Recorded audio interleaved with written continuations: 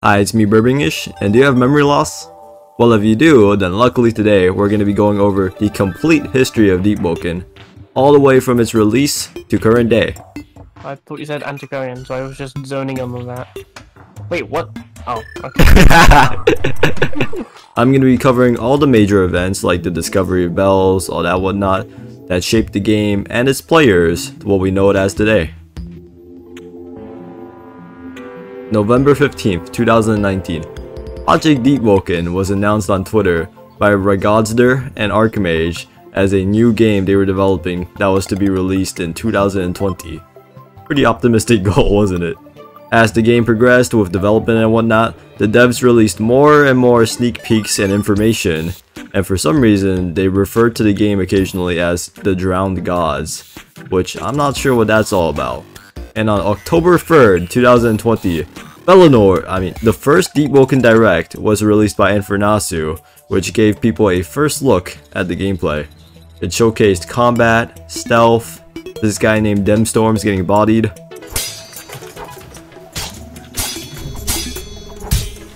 Ooh. Yeah. Oh damn! The pressure. That posture damage, yo! Oh my god! Oh yeah, and of course, Open it.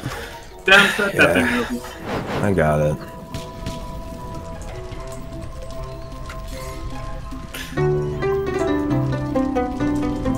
Bruh. the Direct brought some attention to the game and had eager fans waiting, but it wasn't until December 20th, 2021 that Deepwoken was officially released to the public. You know, a little shy of the initial 2020 release date, but who's counting? The release was fairly successful with like a peak of 35,000 players playing, especially when you consider the fact that it was 400 Robux paid access, or for non-Robloxians, $5. And so Deepwoken was off to a great start. The players were happy, and the devs were happy, which is rare. Deepwoken on release looked very different to what it is today. For one, wind gun looked like this. You know, that bro thinks he's fire gun. But that quickly changed to the single shot version, which is what you're probably familiar with today. Oh yeah, and also you could spam it.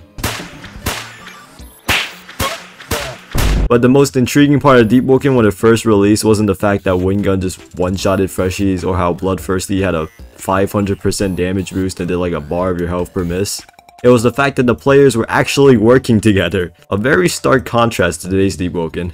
Players would actually team up with each other, have passing conversations, and were generally pretty friendly. I say generally because during this, release of the game, players would actually hunt down Felinors, and this was because of a shared disdain of kimono memes, I think. Or according to Google, humanoid characters that possess animal-like features, which is kinda dumb considering every race in Deepwoken except for like Adred is based off an animal. Anyways, even though the movement was mostly satirical, the Felinor genocide of 1272 became one of the first examples of a mass extermination in Deepwoken.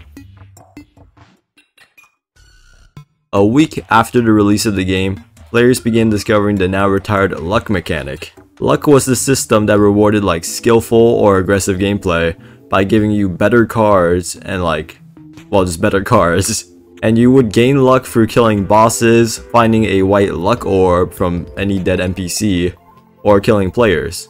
Which, this system sounded pretty good on paper, right? Well, the system didn't really work as intended since farming bosses for luck was relatively difficult as players just didn't even know how to find them, never mind kill them.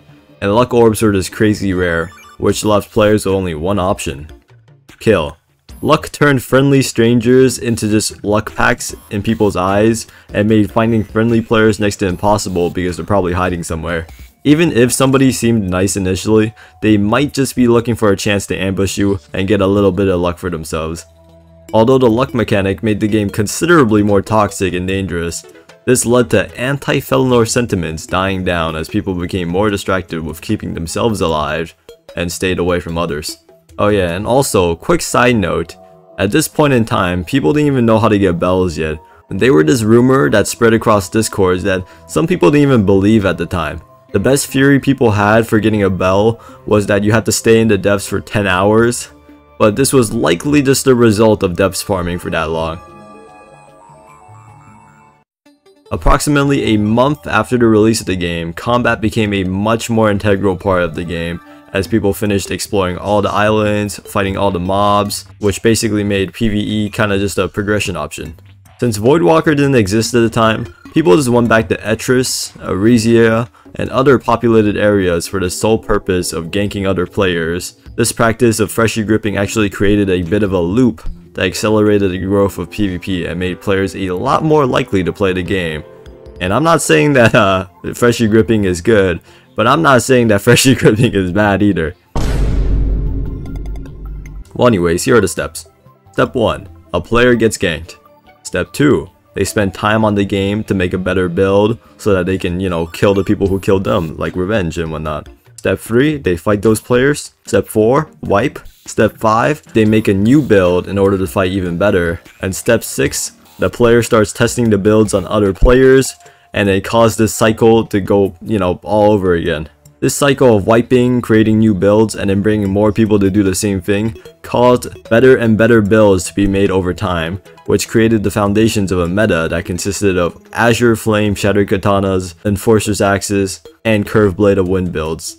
That for some reason only wore Royal Pathfinders, but And it's also interesting to note that during this era, running attunement list was actually quite uncommon and somewhat respected, since not having an attunement just sounded like a disadvantage at face value. At this point in time, people actually figured out how to get bells, and since most bells are combat orientated, this helped to grow PvP even more. 4 months after the release of the game, everything kinda just calmed down. A majority of the players moved away from optimizing and making new builds, since wiping became less and less common, and people started focusing on improving their pre-existing builds, which means that people would farm for high HP gear, enchants, and because of this, the trading economy grew significantly. Also, it's important to note that Lapis and enchant stones just didn't even exist in this era. Since most people were finished with their builds and had nothing else to do, ganking was also at an all-time high in Deepwoken.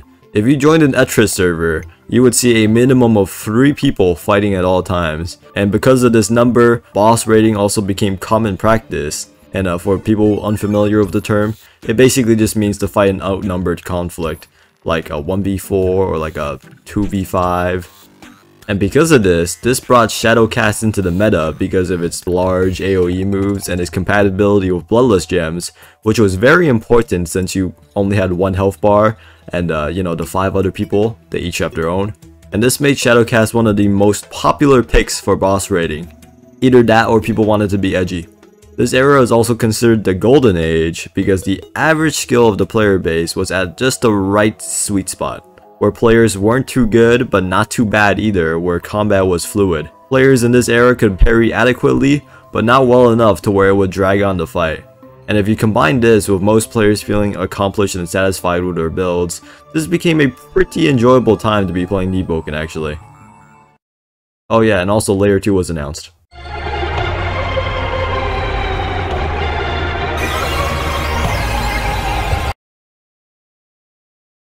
Seven months after the release of the game, people started running out of things to do.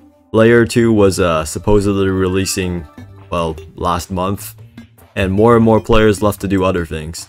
New players were also hard to come by because of the Voidwalker update, which basically guaranteed that all freshies were constantly being harassed.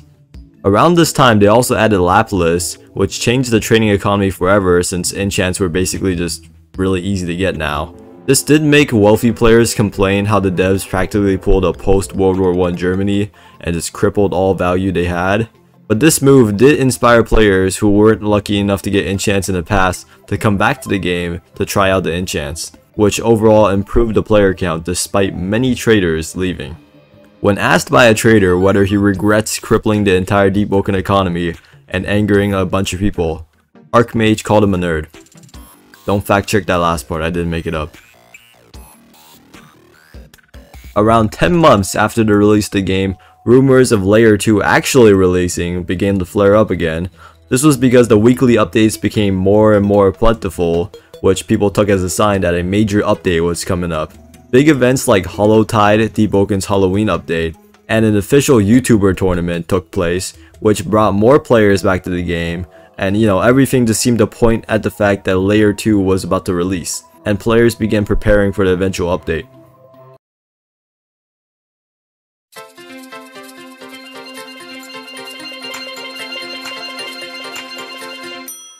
Layer 2 was finally here. With how long Layer 2 took to release, the hype for this update was through the roof. This update added, well of course, Layer 2, a bunch of new oaths, new quests, new islands, and like 40 different new weapons and armors. Oh yeah, and also they added the best race in the game. There's just way too much stuff that was added for me to list here, but all you have to know is that the player count spiked harder than the quality of water at night, and the game hit an all-time high of 43,000 concurrent players. This update effectively resetted the game back to how it was at release. Not as in like the game regressed, as in the players were back to exploring, making new builds, and they were somewhat friendly. Today, Deepwoken's in a bit of an interesting state. The Layer 2 hype worn off, which left the game averaging a healthy 10,000 concurrent players. But recently, some people fear that the game is going into another dark age. They say the reason that Deepwoken managed to survive the first dark age was because the anticipation of Layer 2, and that gave like a bunch of hope to the players and kept them going. But since there's no, new update that was to be expected, you don't really have anything else to look forward to. The release of a new attunement, Ironsing, was expected to bring the game into another golden age with like new builds and stuff being made, but with how quickly the attunement was released, roughly like a week after an official announcement, hype for the update was pretty limited. Some players also criticized the attunement for feeling rushed and unfinished, and the update was overall received with pretty mixed feedback. So what do you guys think? Do you guys think the game is going to go into another dark age? Maybe stay the same, or maybe even gain more players? But that is going to be it for the history of Deepwoken. I'm going to have to wait for more history to exist until I can make another one of these. So if you enjoyed, please subscribe, and bye bye.